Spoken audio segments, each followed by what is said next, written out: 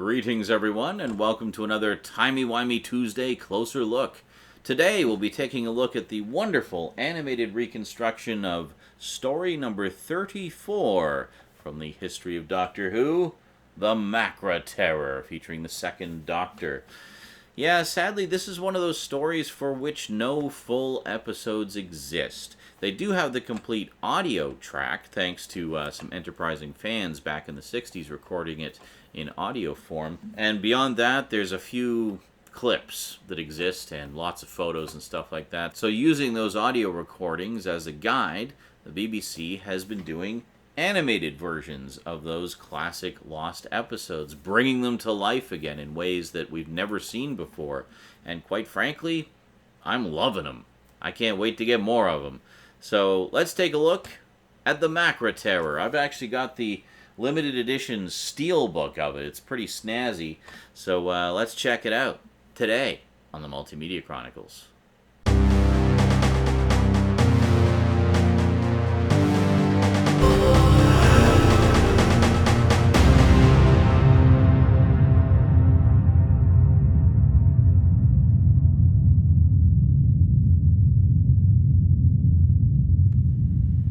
Welcome back. Now, I should mention, here in North America, we don't get the Blu-ray editions of these. We only get them on DVD, and usually months after they were released in the UK. That said, however, the Blu-rays are region-free. So even if you don't have a region-free player, you can still watch them. Now, I watch these on my PS4.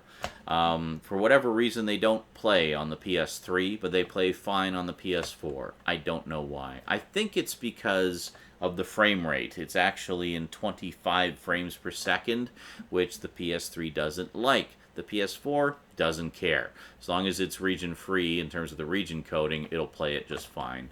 So, yeah. So if you got a PS4, you can get these and play them, no problem. So yeah, as I was saying earlier, there's nothing more than clips and photos that exist of the Macra Terror, and of course the audio track. The BBC has released the audio track from the story a few times over the years. I used to have this edition, which was an audio cassette edition, which had the complete uncut audio of all 4 parts with linking narration by Colin Baker, Doctor Number 6.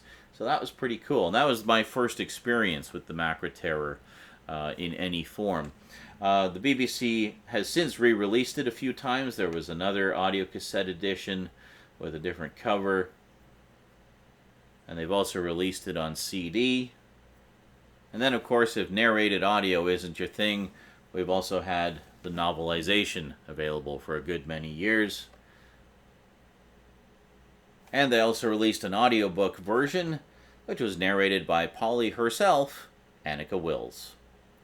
So, there's been a few ways to enjoy the Macra Terror over the years, but this new animated version has got to be the best of the bunch, because it actually brings it to life again for the first time in 50-plus years. It was an absolute treat to watch this, I have to say. I never had the novel, so I haven't read the novel as of this recording. It's on my gotta get it list. But I did listen to that audio cassette, the old audio cassette version narrated by Colin Baker a number of times, and always really enjoyed the story. So it was a real treat to see this animated version. So of course we had the animated reconstruction of The Power of the Daleks, which is kind of the first one to test the waters and see if anybody would actually buy these things. Well, everybody did. So it was announced that the Macra Terror was going to be the next one, and we got this sort of pre-release artwork to tease us many, many months before we got anything else, and just a couple different versions of it there. So it wasn't until it was much closer to the release that we actually got the final artwork. And then it was also announced we'd have this snazzy-looking Steelbook. So just before we head down to the black table and take a closer look at the Steelbook edition, let's take a look at the other editions that are available. There is, of course, the regular DVD edition. We got this in North America as well. And then, of course, the Blu-ray edition. It's just the standard Blu-ray edition.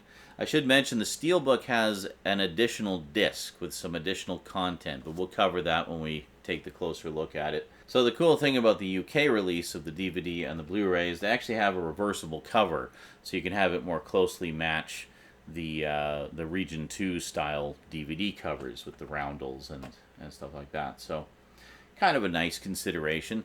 Of course, with the Steelbook, no such thing, but whatever. Alrighty, well, let's not waste any more time. Let's head on down to the black table, and we'll take a closer look at the Steelbook edition of Doctor Who, the Macra Terror. Okay, here we go. The absolutely beautiful Steelbook edition of Doctor Who, the Macra Terror. This is such a nice edition, and this basically sold me on the animated Steelbooks right away. Just seeing the beautiful artwork they did for the case, and also the fact that this one does give you an extra disc of content that is not included in the regular Blu-ray edition. The content on the bonus disc, honestly, is nothing super special. It's just some stuff from David Tennant's era, specifically the episode Gridlock from Series 3, which featured the return of the Macra, unfortunately in less than their former selves. They had, as the Doctor put it, devolved to basically just giant crab creatures. But then we have information specifically pertaining to that. So essentially with the Steelbook, you just get the complete saga of all things Macra. So there you go. It's pretty nice to have all that in one place. But if you already have the David Tennant set in any form, you've already got the contents of Disc 3 on this, so you're not really missing out on anything content-wise if you weren't able to get your hands on the Steelbook. So there we go. So we'll just slide this out here. We have this nice little pocket that seems to be just the way UK Steelbooks are done. All the contents on the back there. So this is a really, really nice set. Let's give you a full look at the front there. And then on the back, we have some nice artwork as well. This is a wraparound cover, which I will show you here. I'll just take out the inserts there for a sec. So there you go. So there's the complete cover in all of its wraparound glory. And then we have all 3 discs inside. And we actually do have interior artwork here as well, which I will show you. And there we go. Now, of course, it is a little obscured by the trays here. I do have a scan of the interior artwork here. Thank you, Internet. Let's just take a quick look at that, and you can see the artwork a little more clearly. There you go. So that's pretty nice. Okay, so let me just pop the discs back in here real quick.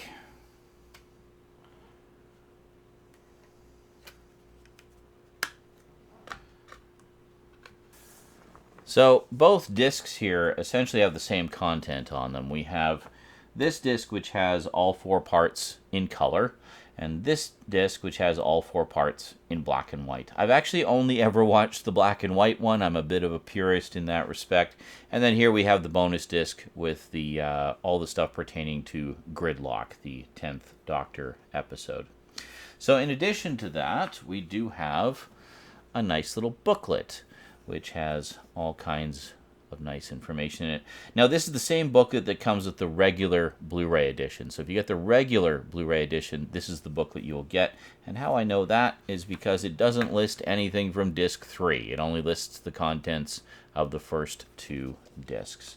But it has all kinds of production notes about the original production of the show, and some stuff about the restoration and the animated version, and all kinds of cool behind-the-scenes info. And then, of course, a full list of the extras. So it's just a little pamphlet-sized booklet there with some stuff. And then we also have a little insert with some ads for the latest batch of comics at the time. Very nice, the Titan comics.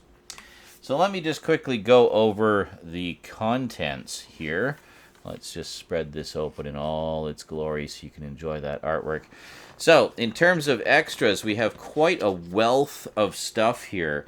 So, we've got audio commentary on all 4 episodes, featuring Fraser Hines, who, of course, played Jamie, Terrence Lodge, who played Medoc, Anthony Gardner, who played Alvis, and Maureen Lane, who played Majorette, and the director, John Davies. So very nice. So most of the surviving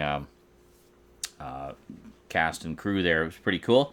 We also have episode reconstructions. So we've got using surviving film frames, fragments of existing footage, and set photographs are brought together with the original unedited audio to reconstruct a presentation of the original, now lost, live-action production of the Macra Terror as seen by viewers of BBC One in 1967. So available to watch with or without an optional narration track read by Annika Wills. So basically what that is that's the BBC audio release set to all of the surviving images and clips and everything that they have. So it's a full reconstruction, which you can watch just with the clean audio or with narrated audio, as it would have been released on CD a few years back. We also have a bonus mini episode. This one is actually really cool because when they were first looking to do, looking into the possibility of doing full animated reconstructions of the lost episodes, there was some question as to the viability of it. So this apparently is how they got the go-ahead to do it. It's about 10 minutes worth of episode 1 of The Wheel in Space, a 1968 story. The story that introduced Zoe, actually, and it was a Cyberman story. So they animated 10 minutes of that just to kind of prove that it was viable and it could be done and it wouldn't be overly expensive. BBC liked what they saw, investors liked what they saw, and they said, okay, let's animate those missing episodes. And a little while later, we got the Macra Terror. The first one they did in full, of course, was Power of the Daleks, but that, I gather, was meant to be kind of a one-off thing, just because it's kind of special, a second Doctor's first story, But after that, I guess it did really well, so it's like, well, how viable is it for us to do the rest? Well, needless to say, they said okay, and we're getting more and more of them all the time, which is great. I'm absolutely loving these animated reconstructions. So anyway, as a bonus, you get that bonus mini episode that they used to sell the higher-ups on the project, which is great, so you can actually check it out. As of yet, we don't have a full animated Wheel in Space.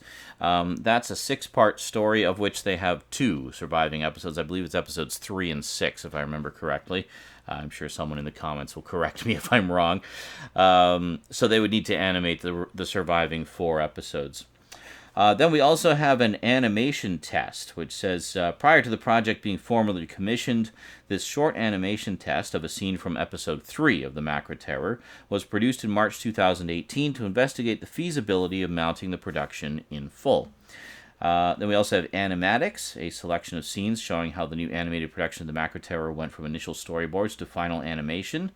We have an animation gallery, a gallery of artwork from the development, pre-production, and animation of the new animated version of the Macra Terror, including character art from Martin Garretti and background paintings from Graham Bleethman, Colin Howard, and Lydia Butts. We also have the teaser trailer that came out, a short teaser trailer animated by Rob Ritchie, produced to promote the announcement of a new production of the Macra Terror in December 2018. Those teaser trailers are great. They've done one for all the animated releases, and they really get you hyped up for them. Then we have an alternative black and white presentation. So the main production was done in color, but they also offer it in black and white, and they've been doing that for all the animated ones, which I think is great. So those of you like me, who kind of prefer to see things in the way as close as possible to how they would have originally appeared back in the day, you have that option. So it's the full 4-part animation available to view in an alternative black and white format on disc 2. Next up, this is really cool. I actually used to have this. Let me just give you a picture here real quick. We have the 1992 audio presentation.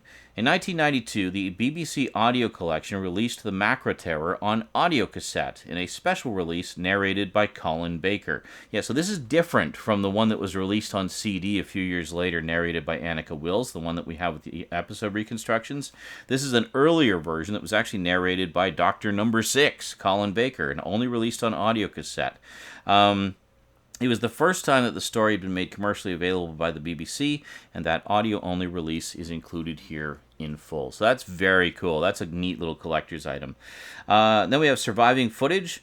Less than 2 minutes of original footage still exist from the 1967 production of the Macra Terror. These film fragments have been painstakingly restored and digitally remastered for this release, with considerable improvements made to the overall picture quality and resolution of this unique footage. Film restoration by Peter Crocker. Then we also have a behind-the-scenes film. In 1967, during pre-production of the Macra Terror, film cameras visited the special effects workshop in Uxbridge, where work was underway on construction of the Macra props. Special effects props and models from other Doctor Who stories can also be seen in the workshop, including parts of a Cyberman from the 10th Planet and an aeroplane from the Faceless Ones, which also got an animated reconstruction recently. This footage is accompanied by an audio commentary track from Doctor Who visual effects designer and BBC visual effects historian Mike Tucker, explaining some of the effects techniques and props featured in the film. That's really cool. I love when they find archival rarities like that. Then we have a censored scene, a reconstruction of a scene from episode 2 of the Macra Terror that was heavily cut by censors for the episode's Australian television transmission in November 1967. So I'm not sure if that censored scene is reincorporated into the main story as well. I assume it is, because they would have the complete audio of it, and I mean, they could just draw it. I mean, it's animation, right? But kind of cool to have a reconstruction of that on there. This is also interesting. The Macra Terror was the first story to feature a new title sequence since the show began in 1963. So we have title sequences. The Macra Terror saw the debut of a new title sequence for Doctor Who, the first time the program had made such a change. That was the one where we had new howl-around effects, the serif font, and we actually see the Doctor's face appear in the vortex, which was pretty cool.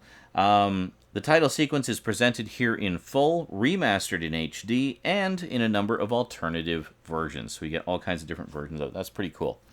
Then we got a photo gallery, a collection of 36 photographs taken during the production of the Macra Terror in 1967, featuring original design department set photographs and Radio Times publicity images, all presented in HD.